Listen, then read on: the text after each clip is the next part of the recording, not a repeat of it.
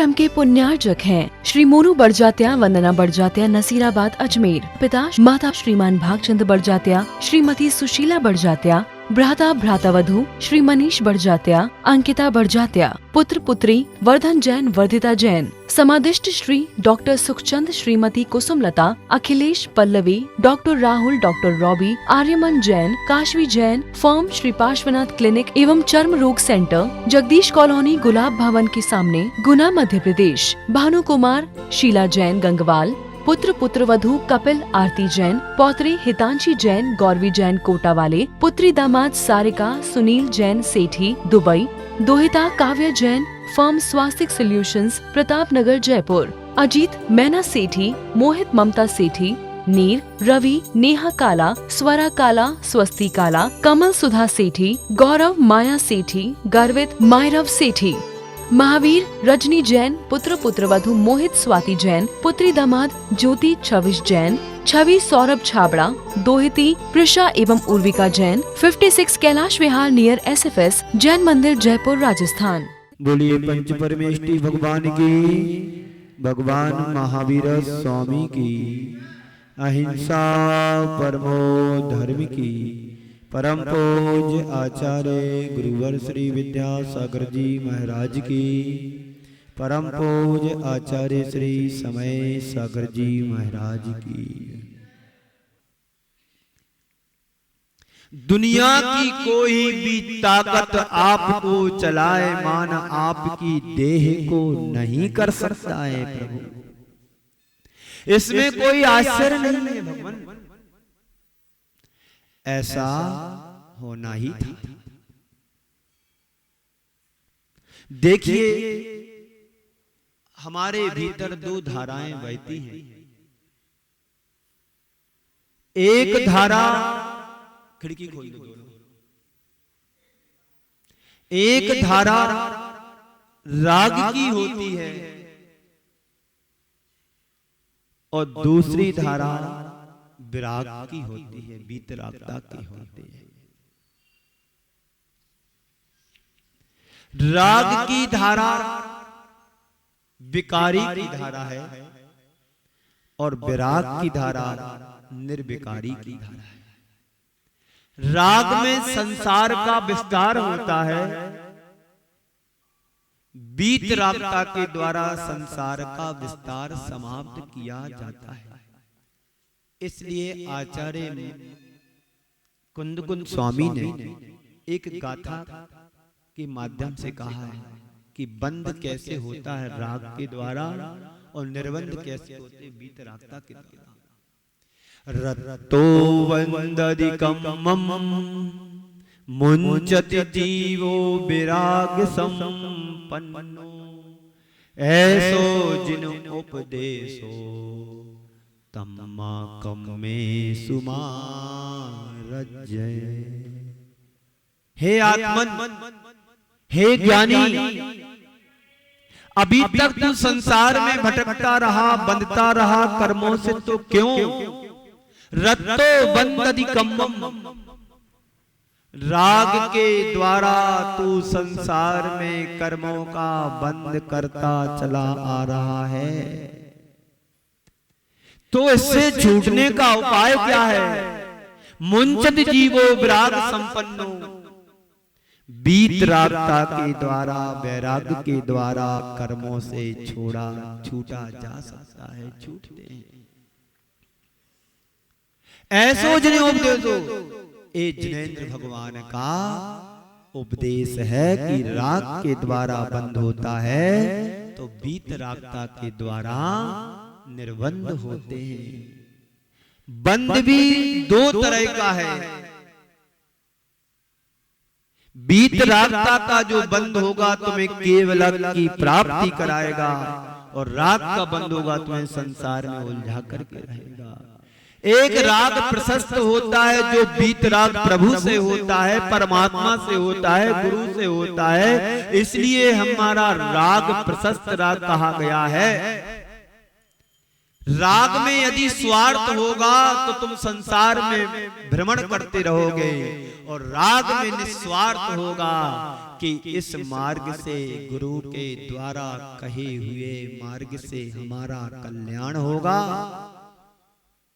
भगवान के प्रति गौतम गणधर का भी राग था। जब भगवान महावीर को मोक्ष हुआ तो गौतम गणधर इंद्रभूति इतना फूट फूट करके रोया कि अब हमारा क्या होगा, अब हमारा क्या कैसे होगा। भगवान चले गए, महावीर चले गए, अभी तक मुझे धर्म का उपदेश, धर्मोपदेश मिलता था, मोक्ष का मार्ग बतला रहे थे। हम जैसे अज्ञानी प्राणियों के लिए हमारे जीवन का मार्ग प्रशस्त कर रहे थे। अब मुझे कौन दीपक दिखाएगा, कौन मुझे रास्ता बतलाएगा, कौन मुझे समूसण में उपदेश देगा। इस कारण से दुखी हो रहे थे। ये राग था उनके, बीत रागता का राग था। बीत रागता की धारा उनके अंदर चल रही थी। अभी तक मुझे उंगली पकड़ करके दिखा रहे थे, बतला रहे थे कि ऐसा ऐसा कार्य करना है। अब कौन कहेगा, कौन उपदेश देगा, कौन बतलाएगा। दुखी हो गए, दुखी इतने हुए, इतने दुखी हुए, उनका दुख भी केवल ज्ञान की प्राप्ति करा दी। सुबह प्रतुष बेला में महावीर भगवान को मोक्ष हुआ, और शाम होते होते दीपक जल गए, उजाला फिर से द्वारा आ गया। अंधेरा छा गया था हर इंसान के जीवन में, हर प्राणी के जीवन में अंधेरा छा गया था महावीर के जाने के बाद। लेकिन अंधेरा किसी को अच्छा नहीं लगता, सुहाता नहीं। प्रकाश हर व्यक्ति को प्रकाशित करता है। जैसे अभी ये लाइट जगमगा रही है तो बड़ा शोभायमान लग रहा है वातावरण, और यदि लाइट बंद कर दी जाए तो दुखी मन से सभी दुखी हो जाते हैं। यही हालत शायद इंद्रभूति के मन में रही होगी कि अभी तक केवल ज्ञान का प्रकाश हम सबके लिए प्रकाशित कर रहा था। हम सबके अंदर की अज्ञानता को दूर करने के लिए टार्च का काम कर रहा था महावीर का ज्ञान। अब कौन मुझे ज्ञान बतलाएगा, मार्ग बतलाएगा, जीवन में दिशा बोध देगा। जब जीवन में गुरु ही नहीं तो हम अपने जीवन को शुरू कैसे कर पाएंगे। लेकिन उनका विकल्प उनके जीवन को निर्विकल्प बनाने के लिए विकल्प बनकर के आया। और शाम ढलने के पहले, जैसे आप लोग पुराने जमाने में क्या करते थे, अंधेरा होने वाला है तो दिया सलाई रख लो या अंगीठी जला के रख लो, तो उस चिंगारी में थोड़ा थोड़ा प्रकाश होता रहेगा। या फिर दीपक चिमनी ला करके रख लो, ढूंढ के रख लो।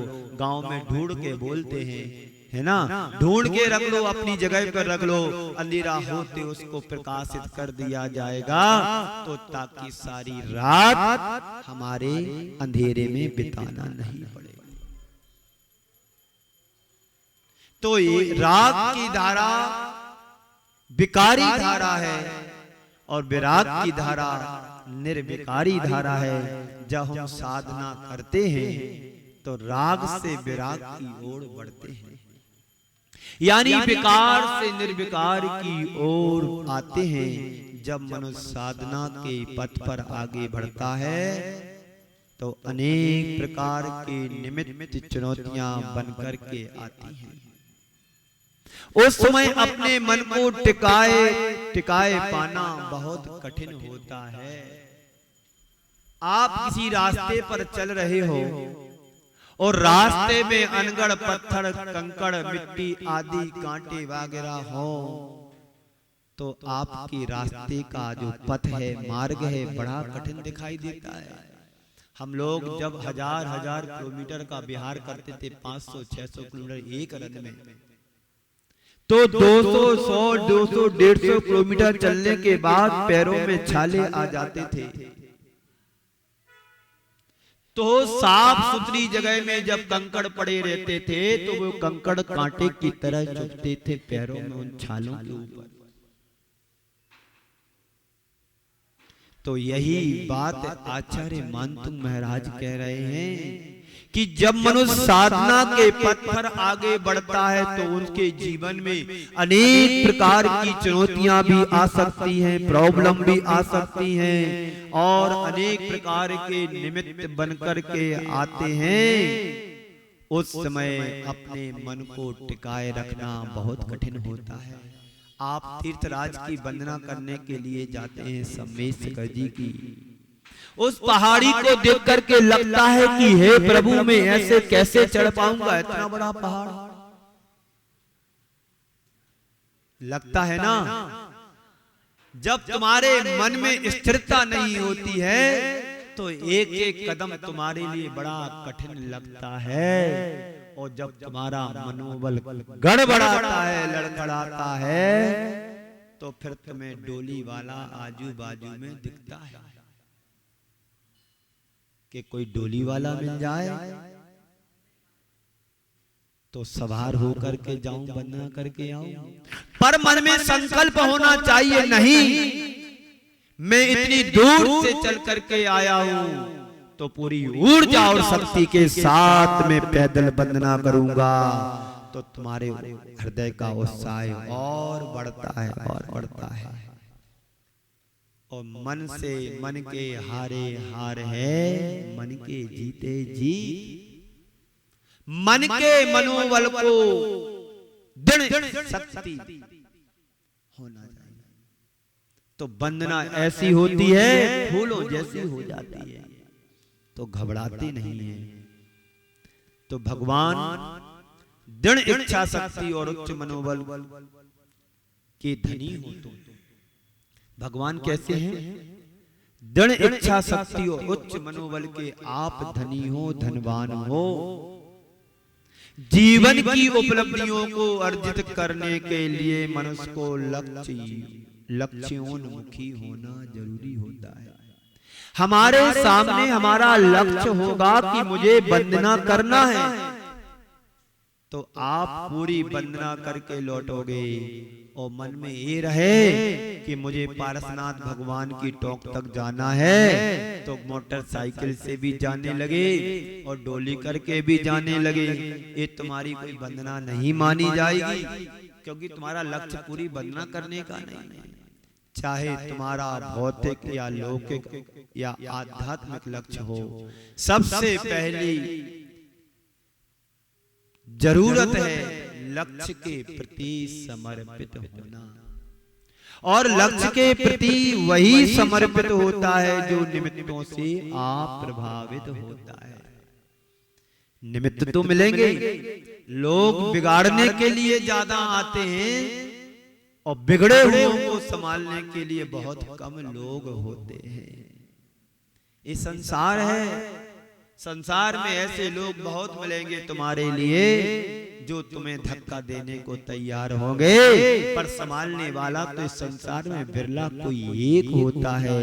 वो होता तुम्हारा गुरु, जो अनगढ़ पत्थर को भी तराश तराश करके मूर्ति का रूप दे सकता देता है। वो शिल्पी के रूप में गुरु होते हैं। शिल्पी जो पत्थर को, अनगढ़ पत्थर को तराश तराश करके प्रतिमा का रूप ला करके खड़ा कर देता है, वो प्रतिमा को नहीं बनाता है। शिल्पी क्या करता है? उस पत्थर के अनावश्यक तत्वों को अलग करता है, निकालता है। तो वो क्या करता है? मूर्ति का रूप अपने आप भरने लगता है। मूर्ति तो हर आत्मा के पास है, लेकिन हमारी आत्मा में जो अनगढ़ पत्थर की तरह जो कर्म छाए हुए हैं उन कर्मों को जब हम अलग कर देते हैं तो आत्मा ही परमात्मा बन जाती है।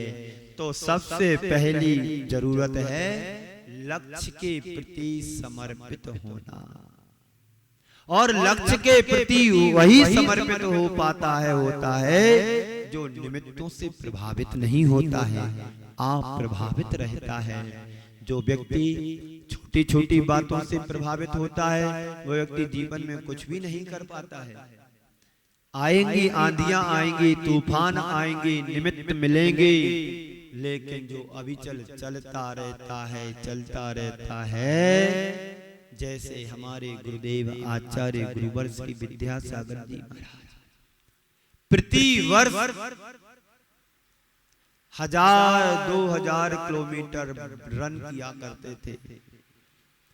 मेरा पहला चातुर्मास गोमटगिरी इंदौर में हुआ था, और उन्होंने चातुर्मास के बाद उड़ान भरी तो कम से कम 1500, 1000, 1200 किलोमीटर जितना भी हो अमरकंटक ले गए। कहां ले गए? अमरकंटक। कहां से? इंदौर से नेमावर। 1-1.5 महीने ठंडी में निकाला नेमावर, पर वहां से उड़ान भरी तो गाड़रवाड़ा होते हुए करेली का पंचकल्याण कराया। करेली के पंचकल्याण के बाद छिंदवाड़ा का पंचकल्याण हुआ, और वहां से चलते चलते चलते चलते गर्मी के समय 28 मार्च को कहां पहुंचे? अमरकंटक।